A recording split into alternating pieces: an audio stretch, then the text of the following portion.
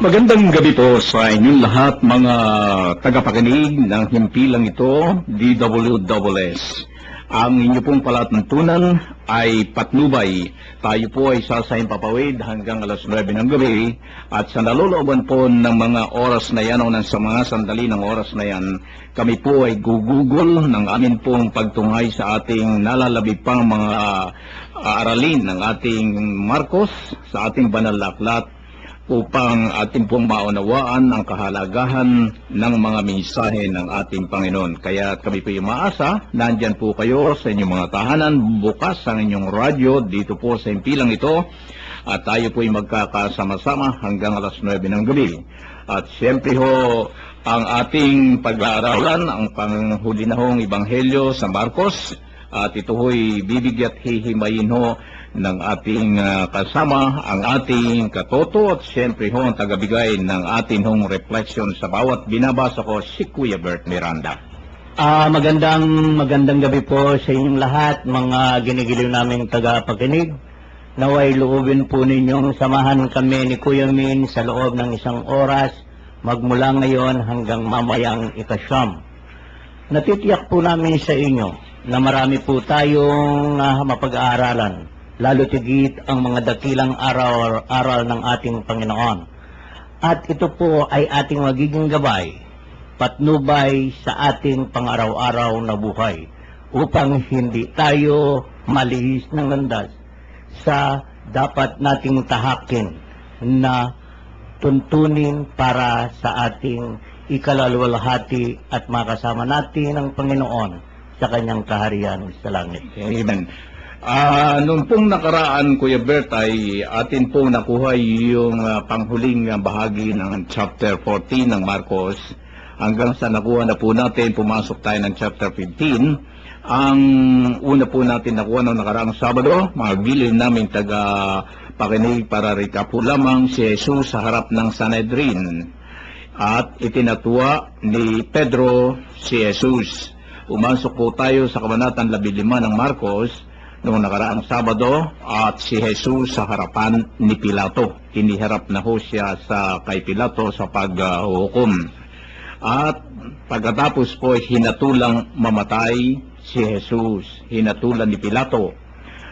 Nilibak ng mga kawal si Jesus matapos na siya po ay hatulan at kasunod po noon ay ipinapo sa krus ang ating Panginoong Jesus. Yan po ang ating nakuha noong nakaraang Sabado. At ngayon ho, ang nalalabi pa sa chapter 15, ang pagkamatay ni Jesus hanggang sa ang paglilibing sa Panginoong Jesus. Bago dadakuhan ho natin, Kuya Bert, ang huling chapter na ho ng San Marcos, at ito ho'y ang 16. Opo.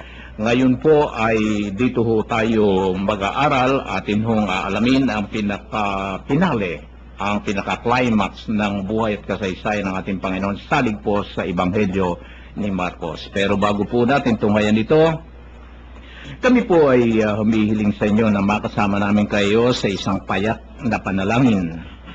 Dakilang Diyos na makapangyarihan sa lahat, Ama, marami pong salamat sa isa pang pagkakataon na iyong ipinagkaloob sa amin na kami iyong makasangkapan sa iyong itong palatuntunan, ang patnubay.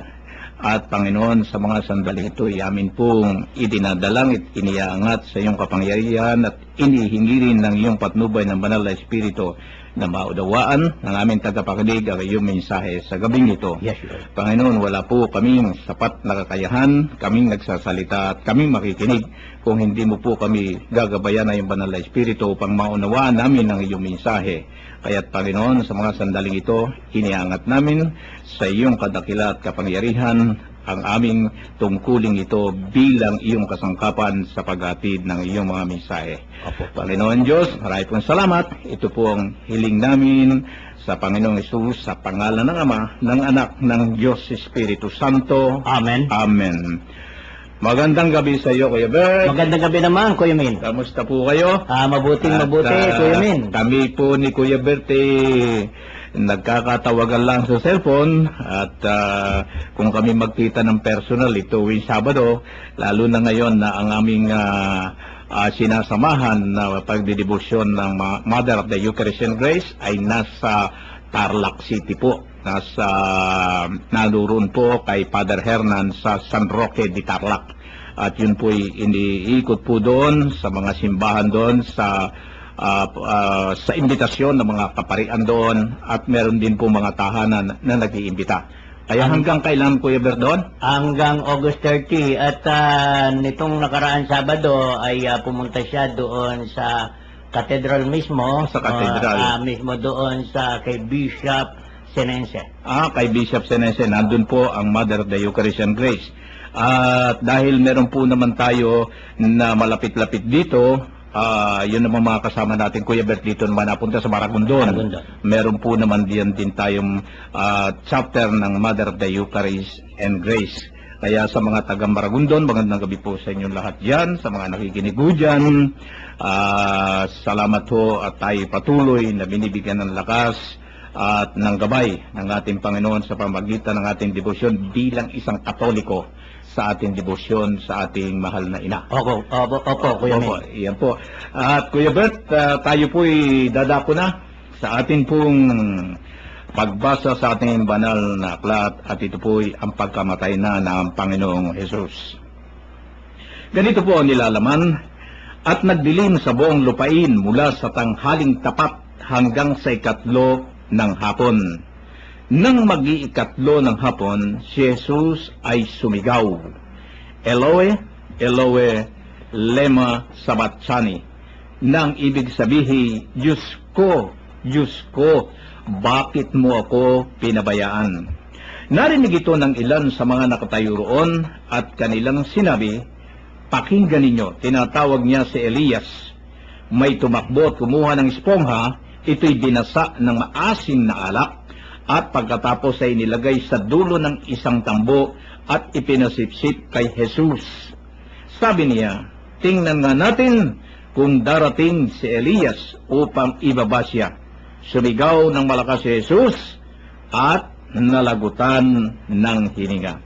Biglang nawahak sa gitna ang tabing ng templo mula sa itaas hanggang sa ibaba. Nakatayo sa harap ng krus ang isang kapitan ng mga kawal, at kanyang nakita kung paano namatay si Jesus. Kaya't sinabi niya, tunay ngang anak ng Diyos ang taong ito. Naroon din ang ilang babae at nakatanaw mula sa malayo, kabilang sa kanila si Maria Magdalena, si Maria ang ina ni Santiago na bata, at Jose at si Salome. Mula pa sa Galilea ay nagsisunod na sila at naglingkod kay Jesus, at naroon din ang iba pang babaeng sumama kay Jesus sa Jerusalem. Ito po, Kuya Bert, ang kabuuan ng pagkamatay ng Panginoong Jesus mula nung siya ay mahatulan ni Pilato ng kamatayan. Dito ho'y napansin natin, siguro kung mailalarawan lang natin, mga giliw namin taga-patindig, Kuya Bert, alam po naman natin na kayo bilang isang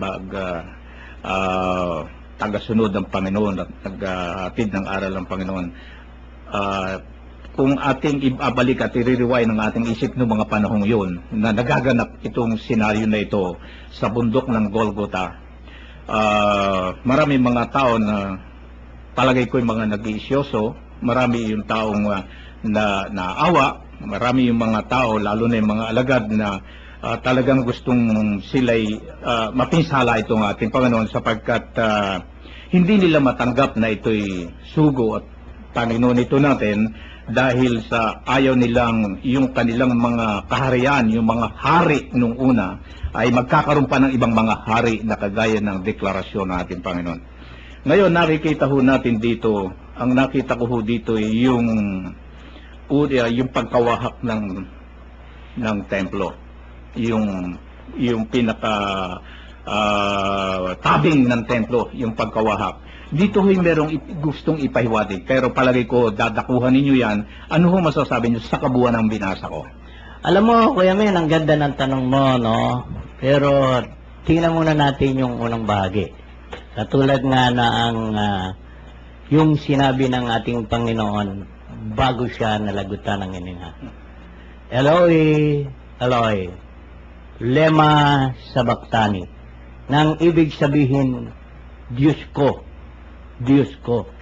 bakit mo ako pinabayaan? Marami, Kuya Min, na nagsasabi na ang Panginoon, Jesus,